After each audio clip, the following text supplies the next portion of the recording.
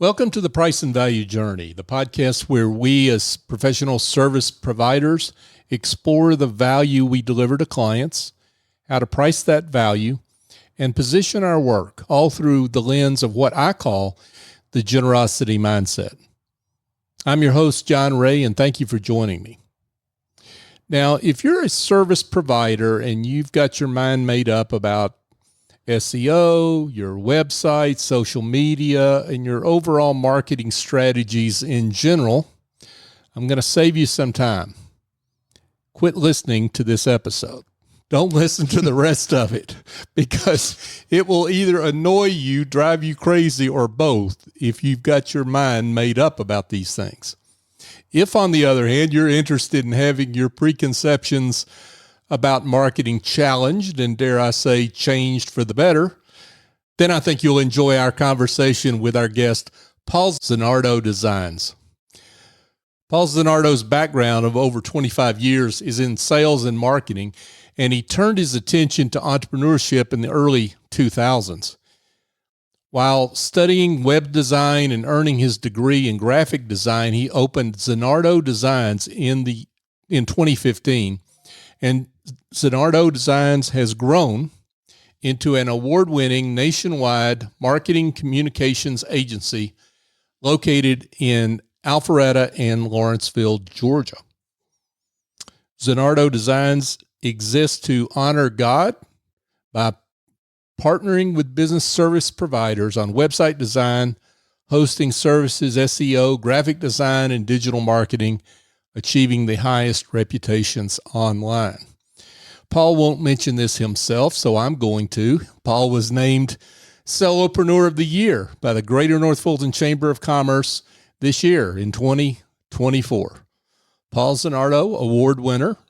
Thank you for being with us. John, thank you so much. I really appreciate the mention and all the kind words. We're good friends, and I'm super happy to be here with you today. I'm delighted to have you on the show and to talk about this. We've been planning this for a while. Mm-hmm. And you were recently on a podcast that we produce here at Business RadioX, Profit Sense. Yes. With Bill McDermott. Big shout out to Bill. You made the assertion that we need to forget everything every marketer has ever told us. Absolutely. I didn't mean for that to be a mic drop moment, but when I dropped that, everyone was just silent in the studio. Yes, everyone was like, what? So tell us what you mean by that. Unfortunately, marketers lie. They're telling you things that work, but they do not work. Okay. That's what that boils down to. That's what you want to get into it? Okay. Yeah, I do want to get it. Yes, I want to get into it. Is that across the board? No, you're not saying all marketers do this. Absolutely not. No, there's bad apples in the bunch. There's good people, great marketers out there, but there's a lot, and we get a bad rap as marketers for practicing unethically and just flat out lying, telling clients that certain strategies will just bring you all the money and all the business, and your life has been changed and you can retire. And that's just not how it works. And is that because marketers are looking at the wrong metrics, and which can be an honest mistake? For example, they're looking at however they measure post engagement as opposed to return on investment, right? Dollars back. Maybe that's one reason they're wrong. Another reason they're wrong may be they're just not telling the truth. Those are two different things. They are. They're both bad, and you can't fault someone for not knowing something and not being educated on the subject. Now, just flat out lying, obviously, there's a big problem there. But with the algorithms and KPIs that you were just mentioning, there are many different ways to look at how you're actually performing. And I tell our clients all the time, even if you don't have a big following, it only takes one person to call you. And that algorithm, that one person is all that matters. Right. So one of the things that we were talking about before we came on the air was, and we mentioned it in the intro about you going to study website design, and during that process, you realized something was missing. What's that something? Yeah, we just talked about that. Yeah. I was in school studying website design and website development, coding, everything like that. And just while I earned my degree in graphic design, but we were essentially designing a beautiful logo and then placing that on an amazing website, and there was no traffic to that website, or the website wasn't performing well. And so SEO was not something that I learned in college. I had to quickly learn that. And I said, what's all this? Search engine optimization. So I had to just dive deep quickly and took crash courses and basically used our company website as the testing grounds. So there was lots of ups and downs in the beginning on our website's traffic because I wasn't obviously going to test it out on a client's website. Sure. But there's so many different facets of search engine optimization, and also so many misconceptions about that, like we've talked about. This reminds me of when I'm talking to groups about their pricing, and I just say, look, it's not your fault. If you went to business school or you've got a BA in business, you probably didn't have a course in pricing because it wasn't offered. And it's the same thing, right? Yeah. You've got these design schools that are really heavy on the look, the feel, the artistic pieces of it, and not the practicality of it. Absolutely. Even pricing. For when we started, I had no idea how to price our services. And thank goodness through meeting you and reading your book, and the generosity mindset, and reading your content on LinkedIn and us developing a relationship, that's helped me tremendously. But no, that wasn't something that I learned in school for web design or graphic design pricing. Yeah. So, but to talk about SEO, right?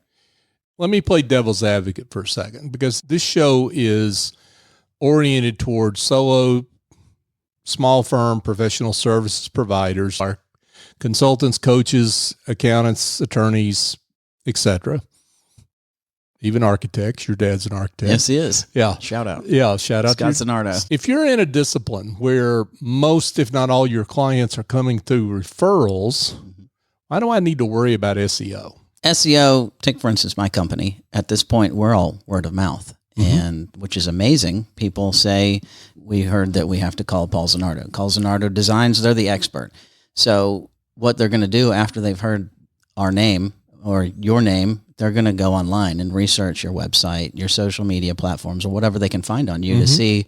And that's generally going to be their first impressions of their own of you. And that all needs to be buttoned up professionally. Website needs to be ranking well against competitors. It needs to look good. Your logo, your social media profiles at the top, the bios, everything.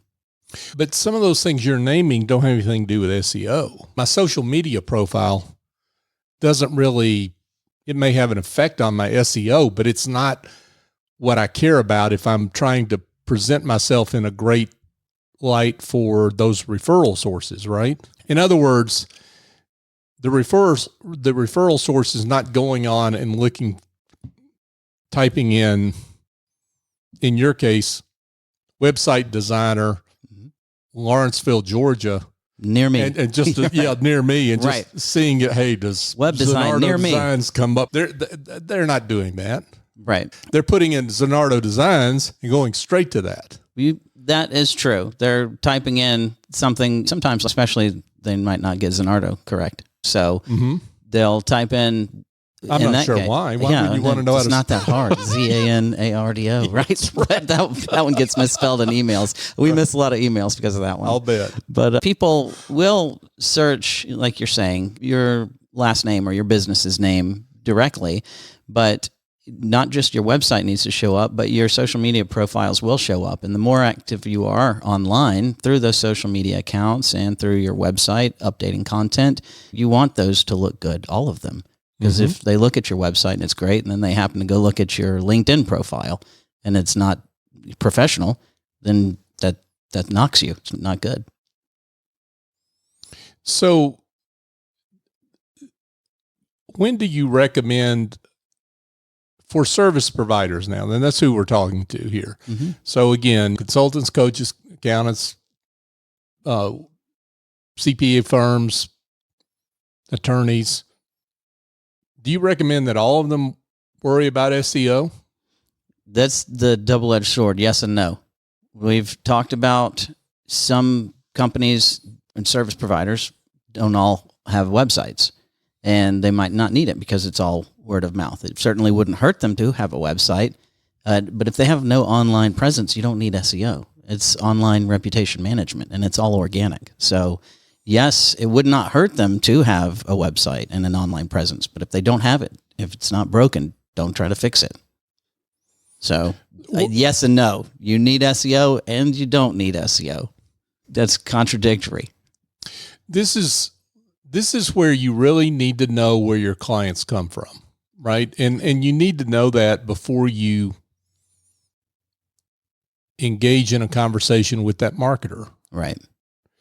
And a lot of clients, or a lot of business owners, I should say, don't know where their clients come from. Right. That's important to know. Whether it's referrals, like what percentage are you getting from referrals? Mm-hmm.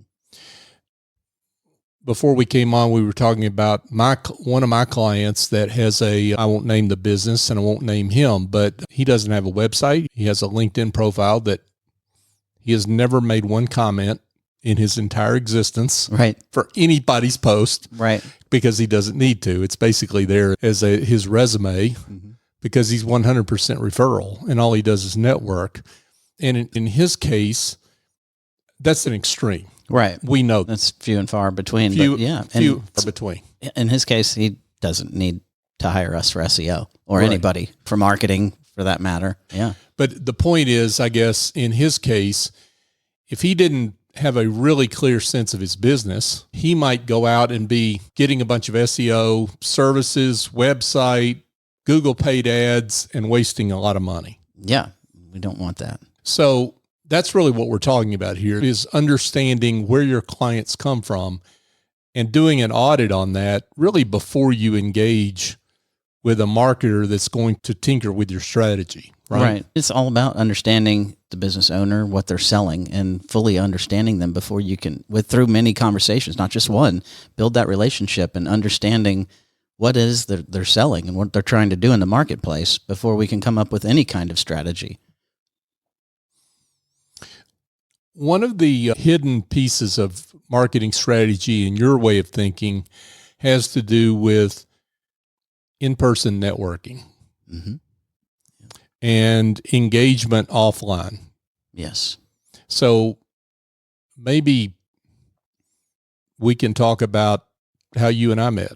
Yeah. As a way to gear into that. I think that's a great topic that a lot of people don't realize the importance of. And it goes back to also the golden rule and just being a good person, treating others the way you want to be treated, honestly.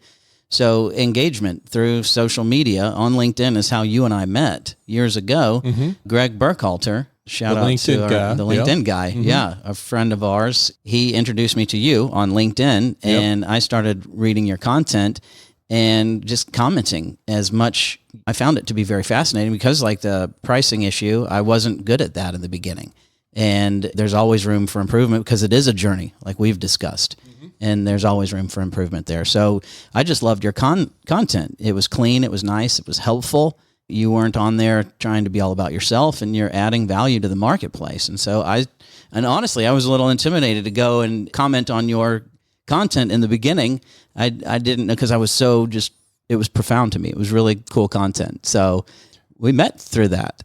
And long story short, after a while, we started talking on LinkedIn, and then you invited me on the show years ago, and now I'm a part of the Greater North Fulton Chamber of Commerce, and the rest has been history. It's amazing. Yeah, once you got to know me, you realized there was nothing at all. It's the worst. I don't know what I'm doing in the studio. That's right. Yeah. I normally don't do pay to play, folks, but I had to pay Paul to get in here. You had to buy his lunch. Right. It was delicious. Yeah.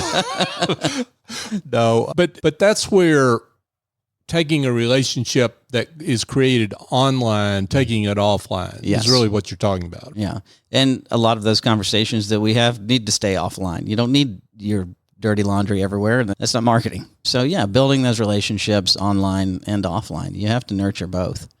And that doesn't necessarily mean that you have to be in person, right? You can have a relationship with somebody that's just phone calls and Zoom and what have you, because you can't see, like you and I are live in the same metropolitan area, we can see each other. But those folks that one's in Atlanta, one's in Utah, you don't see each other all the time. Right. We have nationwide clients, and some of them I've never met in person, but we have phone calls, we have Zoom meetings like we just talked about, and it's the advances in technology makes that possible. But yeah, as long as you're loving those people and adding that value and keeping those lines of communication open and making sure everybody's on the same page, amazing things happen.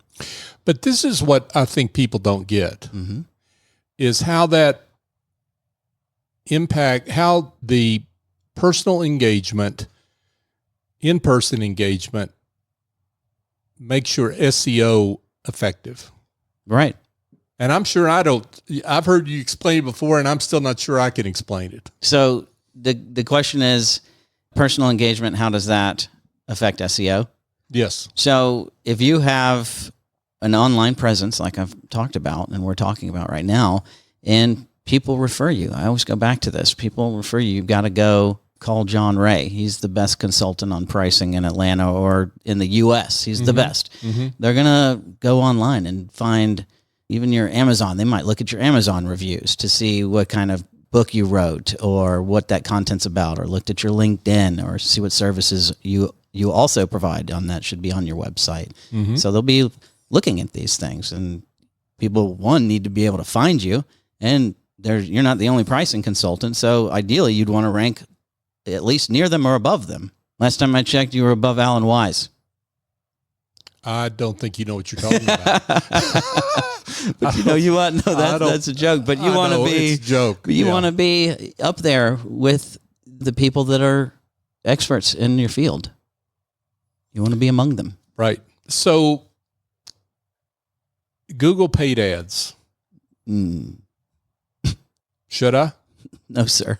Not at all. Please don't. Under any circumstance. Do not do it. Just don't. No paid ads at all, in fact. No social media. But that makes me feel better. Yeah, I know. It's a cheap and easy way to do things. Sometimes not cheap. No. But here's the problem. It says in big font on our landing page on our website, no paid ads, relationship driven. The paid ads, you might get some calls, but they're not going to be your best fit clients. They're not going to be the people that you love to work with, that you build the relationships with. It might be a cheaper service that they're looking for and just not a good fit. So you might get some calls, but it's just not worth it. Don't do pay-per-click. Don't do Google ads. Don't do social media paid ads. And plus, that's big tech, and those algorithms are against you, and good luck getting good work out of that. And a lot of window shoppers, I would think. Yeah. So there's a difference, though, between Google paid ads, social media paid ads. Do you feel the same way about social media paid ads? I do. Mark Zuckerberg is not your friend either. We knew that. It's just the algorithm is against you on all types of paid ads like that. If you have $1 billion marketing budget, throw money at it. Sure. But you're going for quantity, not quality at that point. And local service providers, that's not what they're looking for. So we talked a little bit about websites. Let's get back to websites. What are some of the misconceptions that people have about websites? Yeah. In your way of thinking? A lot of people, and they think I can design my own website. And if you do, there's a lot of templates that make it easy. It's going to look like everybody else's. It's not going to be unique. And even if it does look great, 9 times out of 10, they're not going to understand how to optimize that for search. So if you are going to spend the money and the time and the creative effort on a website that looks good, it has to be found in search results. Going back to, we made beautiful websites in the beginning, but no one could find them. And then what's the point? That all ties in. And we're not doing template websites, by the way. Ours are all unique and custom, sometimes custom code. So we're on the development and design side of things, which... Got it. And I guess what's the continuum here, right? Because I think a lot of service providers, particularly small service providers, they want kind of a minimum viable option. They want to get to the facts because to them it's their online brochure They're not trying to do what the consulting group is doing. They don't need to do that. Yeah. They just need something that really speaks to it really augments their digital reputation, to use your way of putting it. Right. So how much is overkill, and how much in terms of building a website, how much content you ought to have, and how do I know that I have enough on the other hand too? Yeah. All very good questions. Yeah. It starts with those conversations. There's many different types of websites. There's an e-commerce website, and that's not just about brand awareness. That's about selling, and that's when that SEO really comes into play. There are brand awareness websites that are just informational, that are going to tell you what you're selling, who you're selling to. So you're going to want to have it updated often. You're going to want to have on your landing page, you need, beautiful imagery, but it needs to be user friendly. It needs to load fast. You need to have all the pertinent information, your NAP, your name, address, phone number, all that type of contact information. There's nothing worse than going to a website and it not working the way you need it to, and you can't find the information you need. At that point, you're just upsetting people, and that's not what being in business is about. So to answer your question, though, how much is too much and how much is not enough, it depends. It's a case-by-case basis. What it is that you're trying to get out of your website. Are you trying to let people know what you're selling? Or are you trying to sell something on your website? Do you want them just to know that you're there? So that's important to know what it is that you're doing that you want to do online with your website. And it really depends, again, on how much time you expect someone to spend on your website before long. Yeah. A couple seconds, unless it's amazing and we designed it for you. And then you might get 5 seconds instead of 3. Okay. But you want to catch their attention. It needs to look good. Yeah. And part of this is not just for a potential client. Part of it is for those that refer you. You want to be referable. Right. You want to look good because you're really basking in the glow, if you will, of that referral partner they're basically conferring the trust that client has in them. They're conferring that to you. Right. Professionalism is huge. If you go to a website and it looks like you designed it yourself and you don't know anything about web design, people can tell. So what you're talking about, regular updates. What do we mean by regular updates? Often.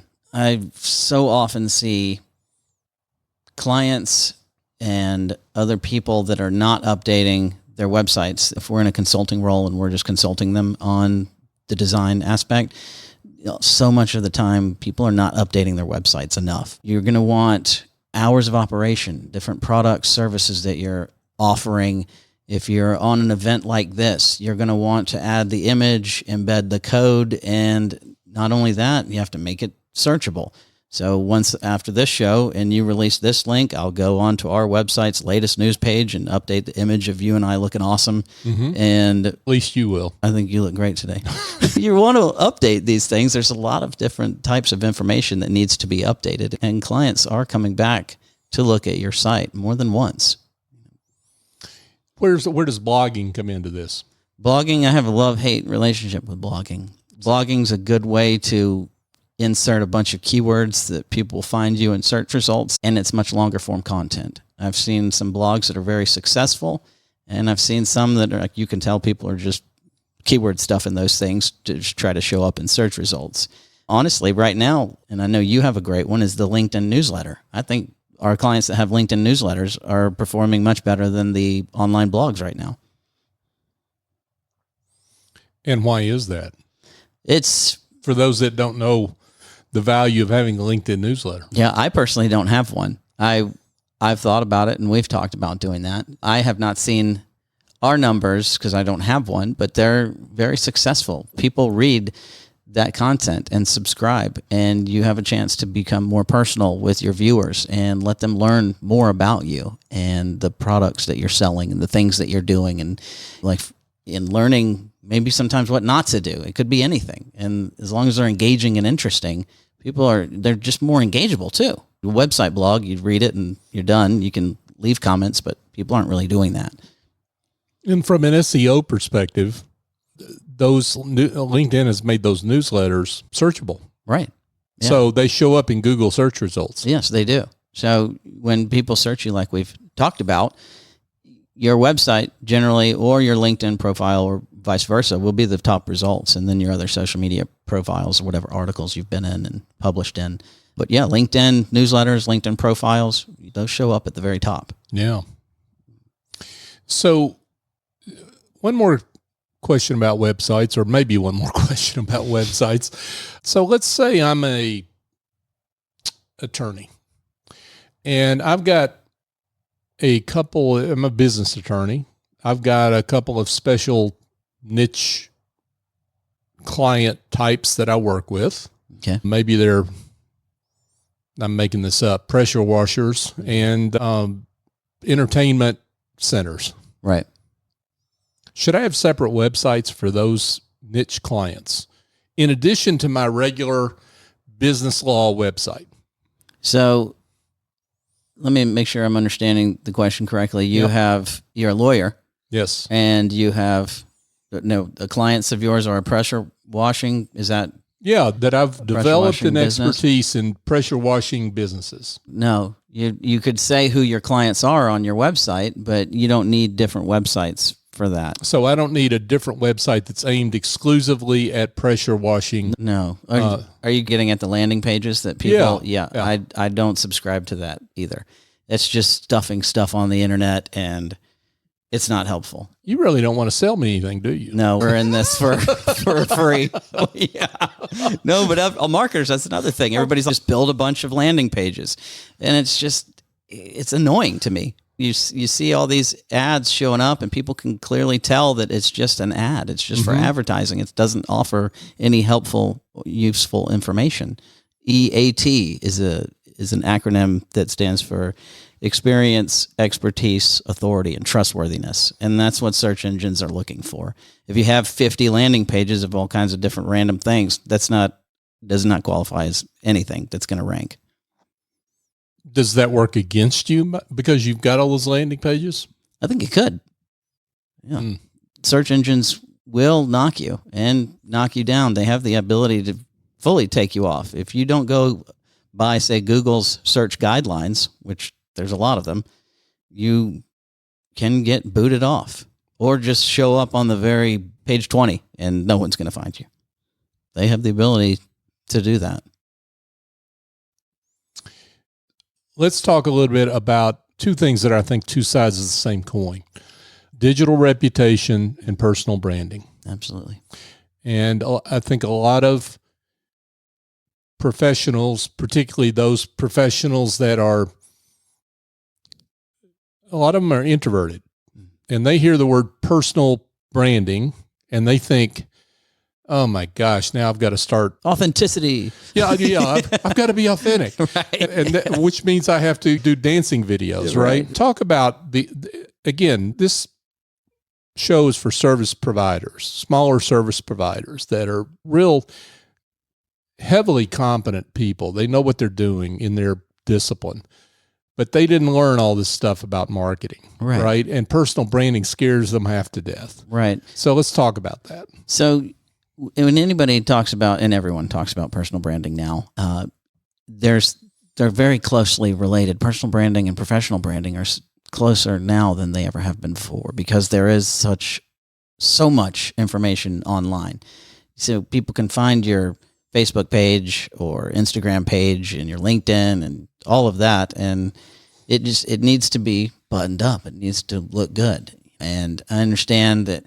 Also, and it goes back to the conversations. Let's understand more about you as the business owner and what makes you comfortable so we can come up with a marketing strategy that works around that makes you feel comfortable, that gives you the confidence to sell the products that you need to sell. Mm-hmm. Not dancing. If you don't have to dance. Good. I don't have to dance. No. So really it's just a matter of the personality fit. Yeah. For personality fit. I'm sorry. Yeah, no, what I mean by that is that it's really just a matter of crafting a personal branding strategy is really a matter of your personal taste. Yeah. So nobody has to be somebody that they're not. Right. If you don't like dancing or you don't want to post pictures of your food, don't do it. Let's keep it professional, keep it conservative, and find a strategy that fits you. Posting strategy, engagement strategy, even a networking strategy to go along with your website, your logo, your SEO, all of these things. And let's get back around to digital reputation. So what is digital reputation? What does that mean? So digital reputation is when people do search your name, your business name, and all of those different items show up in search results, you want everything to look good. You want it to be professional, showing the good side of you. Now, that is the problem I have with social media, is everybody looks amazing, and that's a podcast for another day. But you want to show that you're being successful in terms of helping others in the business world with your products. That's where the real magic is. Your LinkedIn, your social media, your websites, all of that. Showcase what you're doing for others in your business. And part of that is reviews and testimonials, right? Yeah, that's huge, because as long as they're not AI generated and fake, which will get you in trouble. Yeah. I had a whole bunch of that ready to go. Yeah. People read those testimonials on Amazon, like for your book, and on LinkedIn and on Google. Those reviews are important because it's other clients and customers that have worked with you directly. And we have even a review strategy for some of our clients, is not just receiving the review, but how you respond to that review. You can mention keywords in there, like what you worked on together, using their business name and using their location in your comment back to that review. And that helps too, because people are reading all these comments, the reviews, testimonials. Interesting. If I just focused my social media presence around engaging with others and getting testimonials, endorsements, reviews of my work, and that's all I did, that's not a half bad way to do it. It's an excellent place to start. Yeah. And I have told clients that your engagement is just as important as your posting strategy. You can almost have no posting or very little posting, but you want to be engaging, adding value to the conversation, because people will read those comments and then go back, say if it's on LinkedIn, when someone comments and others are reading that, they're going to go back to that person that posted that comment and look at their profile, possibly see what they do for a living, see their website, see their social media. So if you have a lot of people are more concerned with what you're doing. If you don't have as much posting, but you're still out there commenting, you're still active, and people want to see that and see how you're active, not just that you're active, but how. Are you trying to sell yourself? Or are you adding value to that conversation? Are you helping them? One of we've talked about AI several times. We've referenced AI several times, and you've blown me up on all the AI generated reviews I was about to post. But anyway, well, I'll have to get back to that later. Yeah. Let's talk about, that's obviously an unethical usage of AI, but not all usage of AI is unethical, but there's a lot of usage of AI that is appropriate. Mm-hmm. And then there's some that's just, I guess you might say, cringeworthy. Yeah. We've talked about some of that at lunch. Yeah. Well, AI is a great topic. Yeah. So let's talk about those three buckets. Yeah. As you mentioned, AI is an amazing tool, and it's technology that is very helpful when used ethically and correctly. I've seen there's ways to make entire websites out of AI, and that's not helpful. You can tell that it's a robot speaking in the content. It's very strange, and it's not human. Websites like that are AI-generated images for your social media posts. Things like that are a great way to get people to not pay attention to you. They see that and they scroll past that, and it's not unique. It's not creative. It doesn't have the human element. So we use AI for, say, keyword lists or ideas for social media. We don't have it write our social media, but hey, I'm going to writer's block right now. What are some ideas I want to talk about selling pricing consulting services or website design services and relate it to this idea? Mm-hmm. And it'll come up with some lists and ideas, and it's very good for that type of work. But just having it do your work for you, like the LinkedIn commenting, you have an option to push the button, have AI write you a comment. That annoys me. I don't like it. And it's trying to cheat the system. And just go in there and write a nice sentence and say how you feel about that post and how it helped you. It's easy. People get intimidated or they're lazy and they just have AI do it all. And that's just not what it's for. But how do you know that somebody's using AI? The words that it uses are just not words we use. Gosh, I can't think of one right now if you had not asked me right on the spot. But there's a list of words that you could see and you're like, that's not how humans talk. It's machine and forced. There's no emotion or no heart, no soul behind it. Mm. Yeah. Shout out to Natalie Bourne. We had her recently on the Price and Value Journey. She talked about innovation and AI, and she used those very words. She said AI is all hype, no heart. Mm.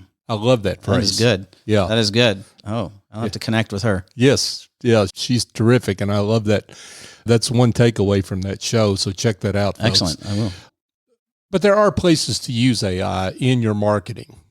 And so talk about where those, you mentioned writer's block, getting over writer's block, keywords. Are there others? Yeah.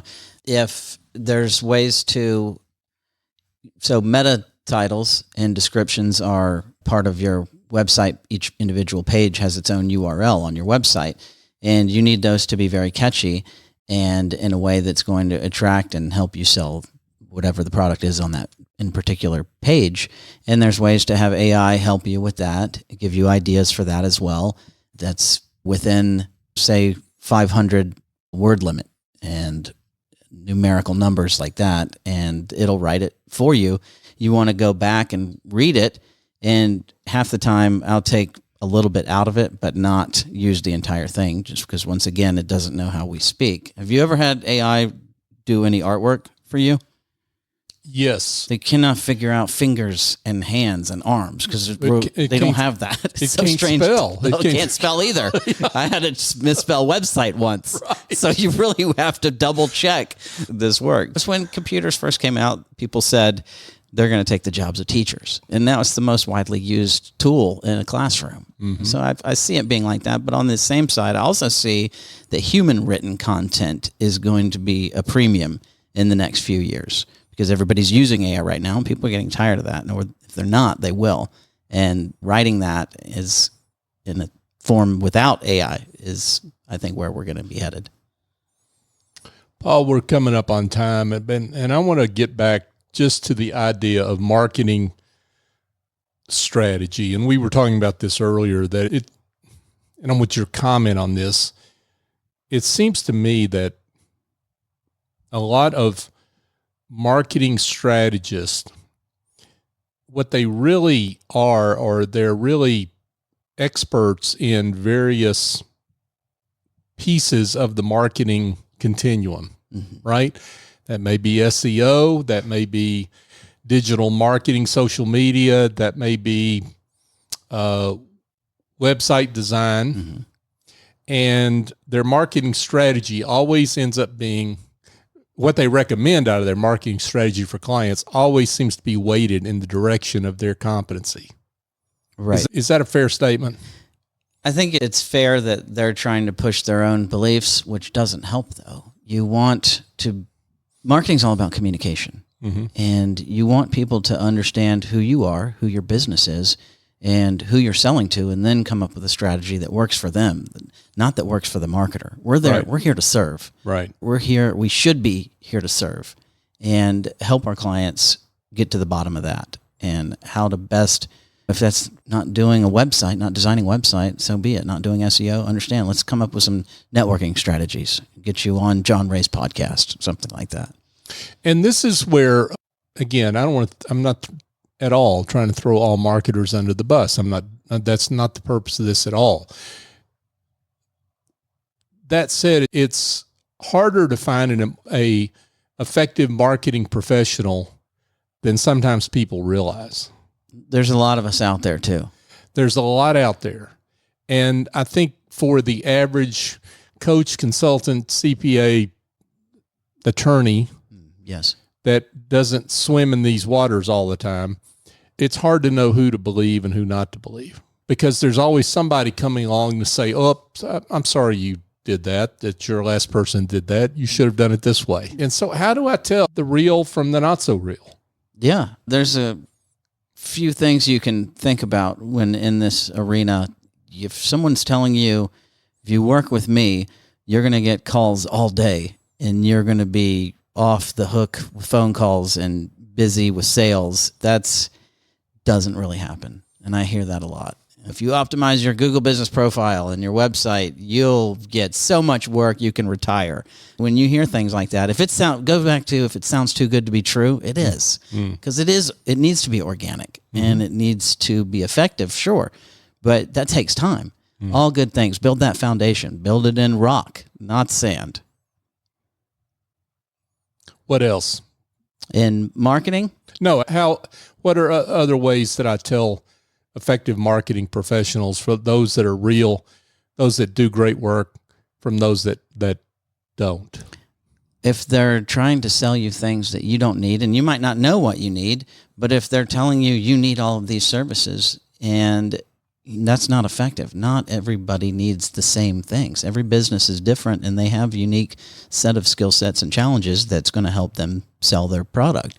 And not all, like we mentioned, your guy that does not have a website. He doesn't need SEO. He's all word of mouth at that point. Yeah, exactly. Doesn't even need a website, apparently. Wouldn't hurt him if he had one, but if it's working right now, don't keep it the same. And to some extent, not having something is not necessarily bad, but it's a governor on your prospect flow, the leads that are coming your way. That's really what you're talking about. You're just not going to get as many. Right. And the question is, how many is that? And then how many does he want? Does he want more? Does he want less?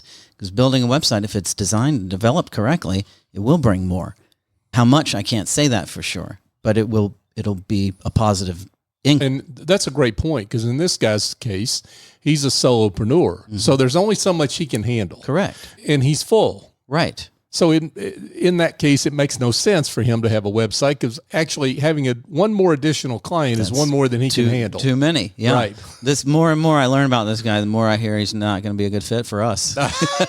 He sounds amazing. I'd like to meet him, but not as a client, a potential client. No, actually, I asked him to come on my show, and he just laughed. Yeah, what for? He was like, I don't need that. I'd be losing money to do that. No, right? Not doing that. I could be with a client. That's right. That's right.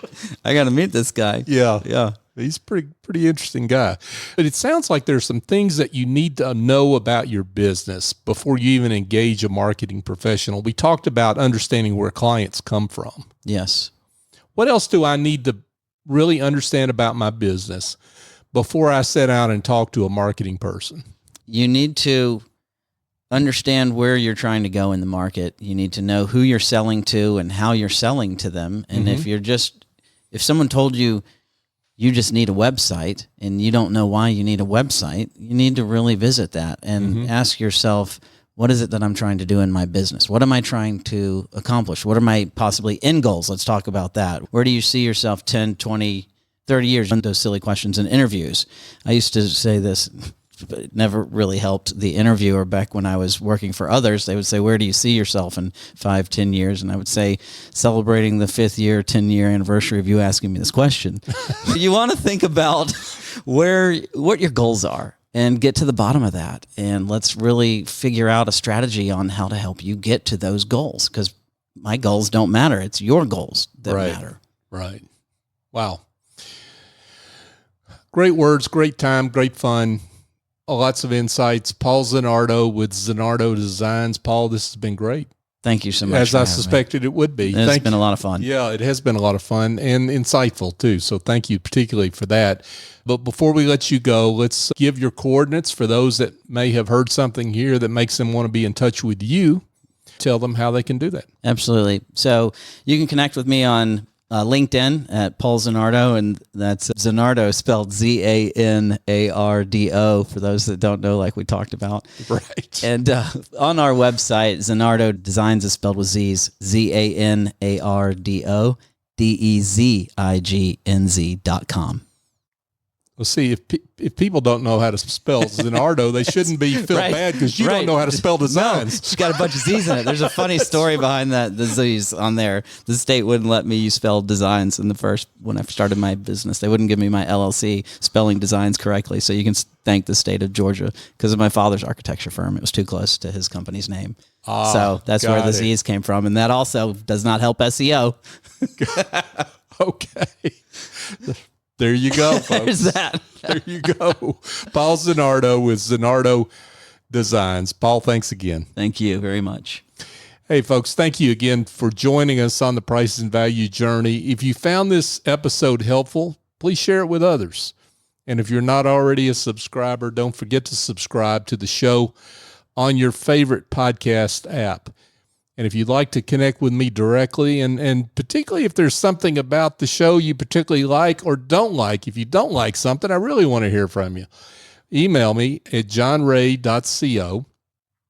And if you're a consultant, coach, accountant, attorney, or in some other services discipline and you're struggling with the value that you offer clients and expressing that value, your positioning, business development, or pricing, I've written a book that's just for you. It's called The Generosity Mindset, a journey to business success by raising your confidence, value, and prices. You can learn more about the book, where to buy it, at thegenerositymindset.com. On behalf of my guest, Paul Zanardo, I'm John Ray. Thank you for joining me on this edition of the Price and Value Journey.